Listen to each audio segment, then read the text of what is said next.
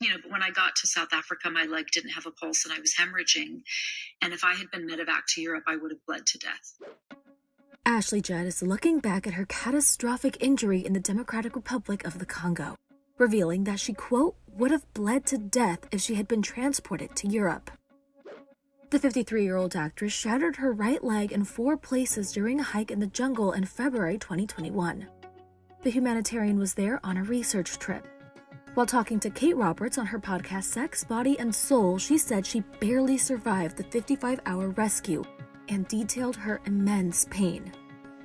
I don't know how the mind and the body and the soul come together to manage to endure the unendurable. I bit a stick, I screamed, I howled, I convulsed. I never did pass out. I wished that I could. Ashley said she was lying on the forest floor for 5 hours before someone was able to find her, reset her bones, and carry her in a hammock, quote, over hills and through a river.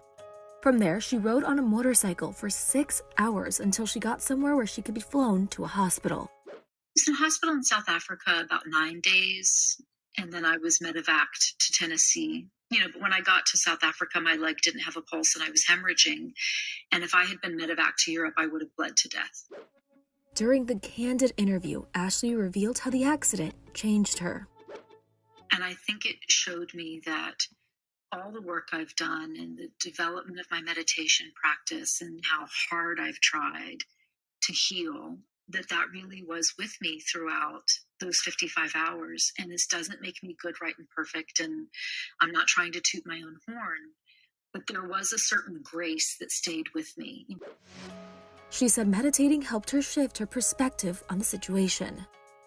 I knew that I couldn't have expectations, for example, about when I might get help or if there would be a painkiller or anything, and I just had no expectations. And I knew that I could only do it one breath at a time. And, I was able to say please and thank you and may I have a drink of water. And I didn't make it anybody else's fault. And I didn't take it out on the people around me. And I also could remember things like, my higher power shows up in the people around me and wears skin.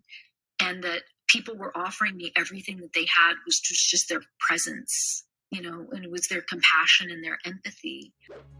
Since the tragic incident, Ashley has started to walk again. In January, she celebrated the anniversary of the accident with a 25-mile hike in the Appalachian Mountains. She also revealed she wants to return to the Congo.